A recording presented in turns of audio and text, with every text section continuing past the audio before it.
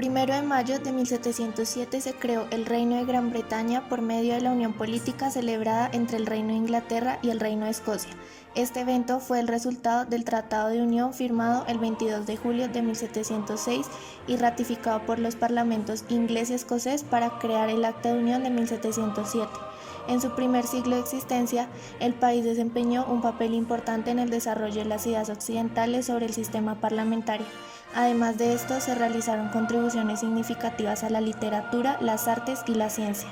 Casi un siglo después, el Reino de Irlanda, bajo el dominio inglés desde 1691, se unió con el Reino de Gran Bretaña para formar el Reino Unido de Gran Bretaña e Irlanda, según lo estipulado en el Acta de Unión de 1800. Aunque Inglaterra y Escocia fueron estados separados antes de 1707, permanecieron en una unión personal desde 1603, cuando se llevó a cabo la Unión de las Coronas, después de la derrota del emperador francés Napoleón Bonaparte en las guerras napoleónicas. La nación emergió como la principal potencia naval y económica del siglo XIX y continuó siendo una potencia eminente hasta el siglo XX. El Reino Unido tiene 244.820 kilómetros cuadrados de superficie, que comprenden la isla de Gran Bretaña y la parte nororiental de la isla de Irlanda, Irlanda del Norte, y otras islas más pequeñas. El país se encuentra entre el Océano Atlántico y el Mar del Norte, a 35 kilómetros de la costa noreste de Francia, de la que se encuentra separado por el Canal de la Mancha. Reino Unido, situada en el norte de Europa, tiene una superficie de 243.610 kilómetros cuadrados. Inglaterra acapara poco más de la mitad de la superficie total del Reino Unido, con 130.410 kilómetros cuadrados de superficie. La mayor parte del país consiste de tierras bajas, con un poco de terreno montañoso en la zona noreste, donde se encuentra la línea de TSE entre las montañas de Cumbria y los montes Peninsula.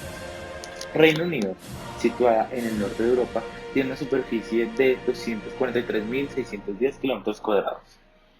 El Reino Unido, con una población de 66.647.112 personas, es un país muy poblado, el cual tiene una densidad de población de 274 habitantes por kilómetro cuadrado.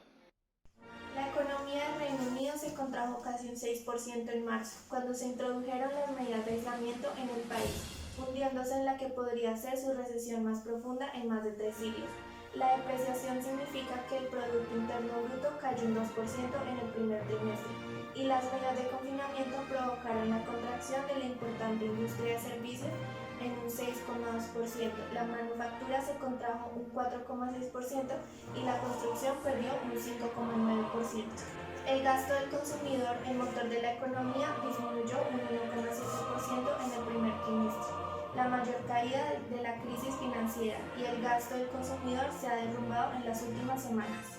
Las condiciones en el mercado del Reino Unido se han deteriorado a medida que los inversores han buscado instrumentos de fecha más corta que sean sustitutos más cercanos de las reservas altamente líquidas en el Banco Central. Y las aerolíneas podrían perder hasta 113 millones en ingresos de este año debido al impacto del virus. Londres destinará 30.000 millones de libras para respaldar la economía frente a la pandemia del coronavirus. El gobierno de Boris Johnson anunció un estímulo fiscal de un total de 30 millones de libras para respaldar al pueblo, los empleos y los negocios británicos, y una quinta parte de la población podría verse obligada a quedarse en casa. El Banco de Inglaterra redujo las tasas de interés a un 0,1%, el más bajo de su historia, en un intento de apoyar la economía del Reino Unido en medio de la pandemia del coronavirus. Con el cierre de todos los negocios, excepto los esenciales, el Reino Unido está casi con seguridad en una profunda recesión. El Banco de Inglaterra espera un fuerte repunte en 2021, después de una caída del 14% este año. Pero muchos analistas consideran que este supuesto es demasiado optimista. En una señal de las dificultades a las que se enfrenta la economía, el ministro de Economía, Rishi Sunak, amplió el martes los subsidios salariales para trabajadores despedidos hasta finales de octubre a un coste de miles de millones de libras para el bolsillo público. Asimismo, el Banco de Inglaterra podría necesitar suavizar aún más la política monetaria para apuntalar la economía. dijo el vicegobernador Ben Broadbent. El British Retail Consortium, una asociación de distribuidores minoristas, dijo que su indicador de ventas cayó un 19,1% en abril.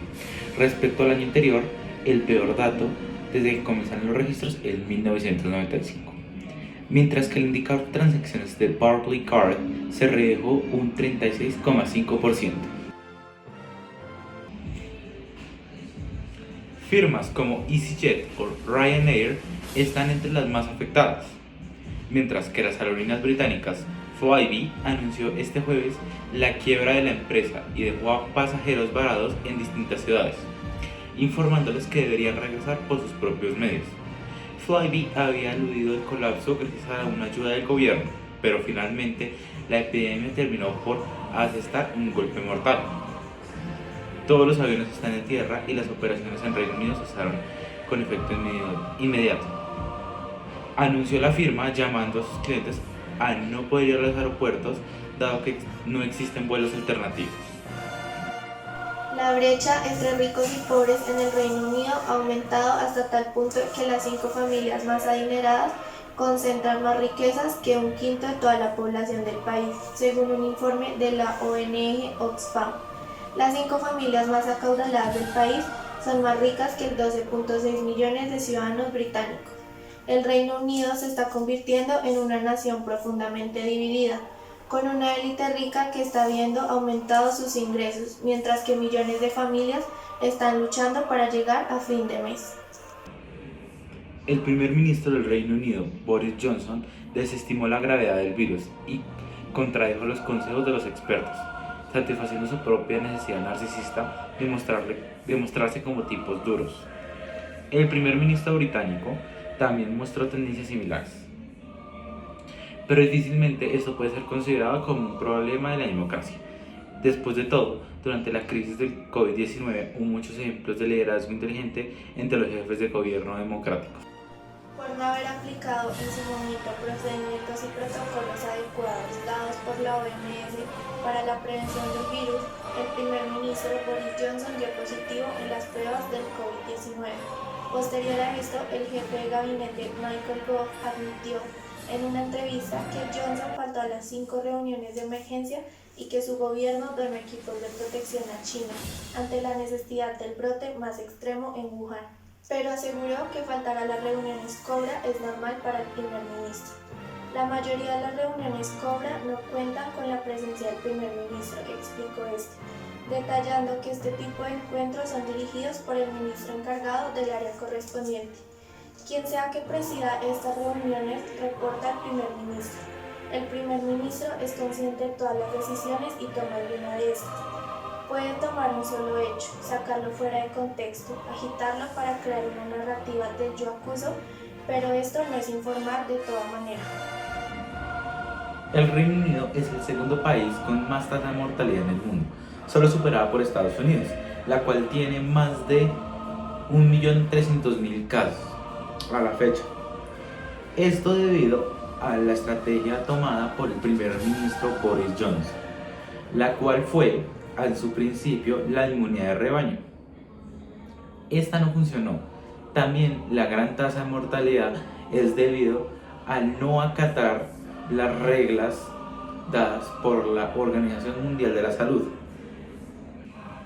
Boris Johnson se ha pronunciado acerca de la discriminación en tiempos del COVID, gracias a que han habido múltiples casos de discriminación hacia las personas asiáticas. Esto ya que se les vincula con el COVID-19 y su transmisión, esto siendo falso. Uno de los casos más sonados ha sido en Cambridge, un joven asiático de 19 años, el cual ha sido agredido por 2 personas inglesas